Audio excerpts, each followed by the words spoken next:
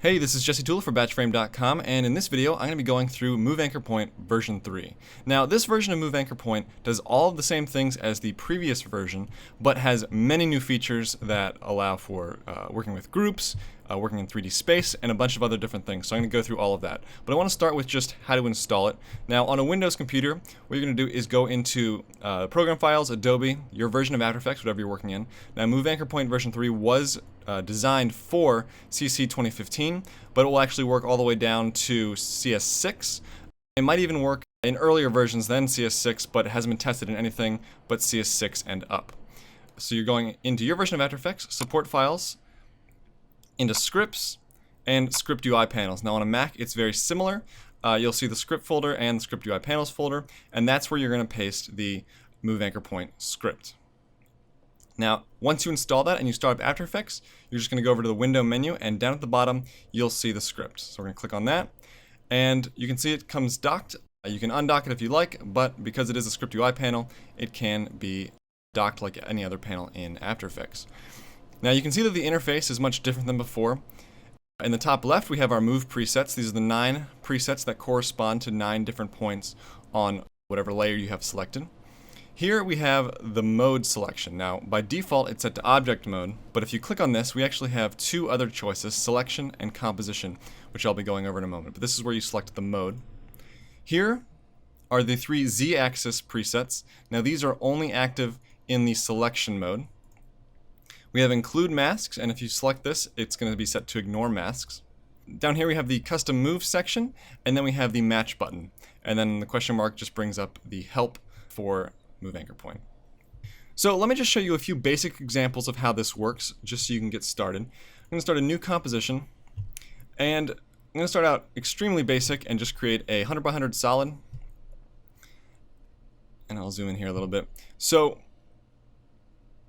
the first thing I'm going to show you is just using these 9 presets, which is very simple. You can see the anchor point right now is in the center. If we hit the top left, it goes to the top left. And so you can see what those do. Now, because we're set to object mode, if we create multiple versions of this, and we select all of them, what object mode is going to do is look at each of these layers individually.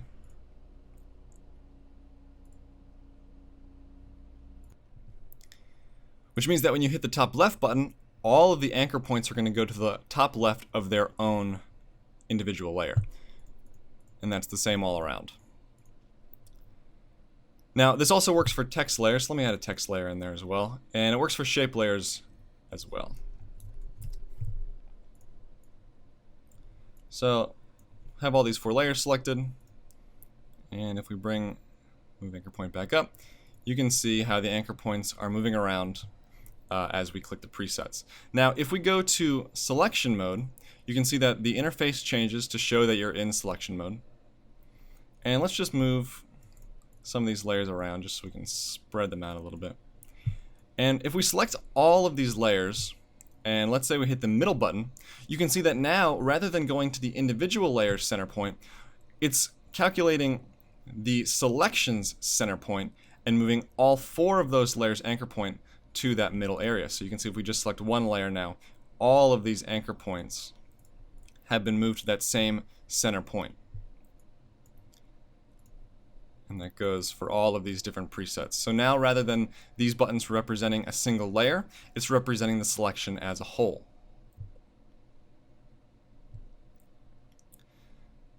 Now, if we change to the composition mode, what this does is align everything to the composition itself. So if we choose the top left, you can see it's moved it to the top left of the composition. Bottom right, you can see it moves it down there. So that's what the 3 different modes do. Object is looking at each individual layer, selection is looking at the selection as a whole, and composition moves everything relative to the composition itself. Now, the next thing is these Z-space presets, which you can see are not active in the composition or the object mode. But when we go to selection mode, you can see these light up a little bit, and we have the active Z-space preset with the red line. So if we choose a different one, you can see the red line is the one that's active. And these are for back, middle, and front. So to show you what these do, let me make all these layers 3D, and I'm just going to push them into 3D space by different amounts. And we'll create a camera just so we can see what's going on. So I'm just going to move into 3D space, and now you can kind of see how these layers are spread out. And we'll select all of them. And because we have selection mode active, when I choose one of these, you can see that now not only has the anchor point been centered in the X and Y axis, but it's also been centered along the Z axis. And we can change where on the Z axis, just like these different presets, by choosing back, front, or middle. So if we choose the back, you can see it's shifted to the furthest back point. If we choose the front, it's been shifted to the furthest forward point. And middle puts it right in the center. So that's what those Z space presets do. But now let's get out of 3D space. And I'm going to delete all the layers except for one of these solids. And we can get rid of the camera as well. And so what I'm going to do is add a mask onto this layer. Now you can see when this mask has been added, the dimensions of the layer have changed. So if we choose to include masks, we're only going to be looking at the area that's allowed by the mask. So now if I choose the center point, you can see it's been centered to the area that's visible. Whereas if we choose to ignore masks and we hit this, now it's looking at the layer before the mask has been applied. So if we set this to none, you can see it's been centered by the original layer. And the include masks button only works when the mask is actually doing something. So you can see that because this mask is set to none and we've chosen to include masks, that's not really going to have effect on anything. It's still going to go to the center of the visible layer. Whereas if we set this back to add and we choose it again, now you can see it's being affected by that mask. So that's the include or ignore masks options. Now that's everything for this top section. Now let's go down to the custom move section.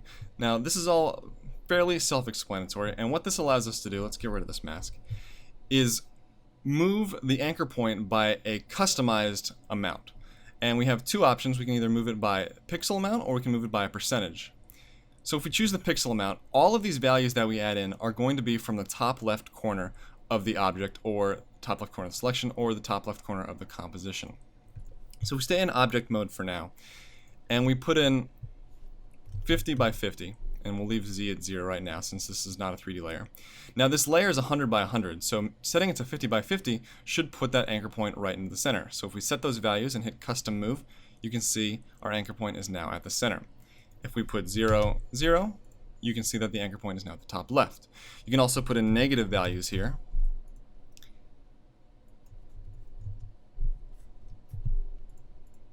And the anchor point is moved negative 50 by 50 pixels. Now if we choose percentage, it calculates the width and height of the layer and then moves the anchor point by a certain amount based on the percentage you put in here. So if we say, let's say 25% and 25%, it's now going to move it a quarter way across the layer and a quarter way down the layer. So custom move, and you can see that's done just that. If we put in 100 here, you can see it moves it all the way to the opposite corner of the layer. Now if we make this a 3D layer, we can also use that Z space. And let me make a new camera again.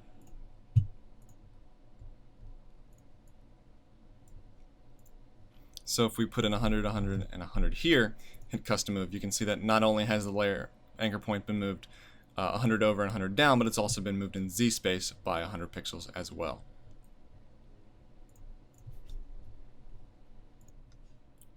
And the custom move section is basically the same for all the different modes. It just changes where the origin that we're being offset from is. So let's say we add another layer in here, and we'll shift it over. So, and we'll change the mode to selection. And now when we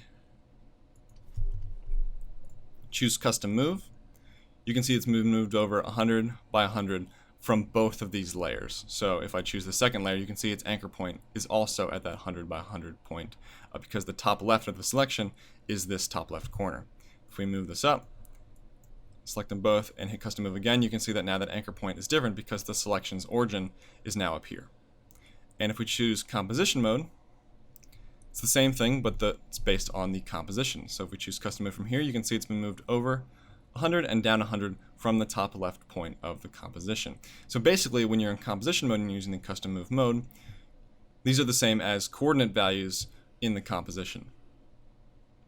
And percentage mode works the same as it did for the object mode, except it's based on the composition. Same for selection.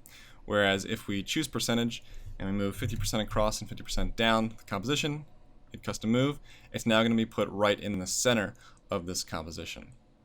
So that's the custom move section. Now the last button we have down here is match. And this works for when you have a bunch of different layers and you want to match the anchor point of all of those layers to the anchor point of another layer. So let me create a whole bunch of layers. We'll change the anchor point back to the center, and I'll just create a bunch of duplicates. And we'll move these around.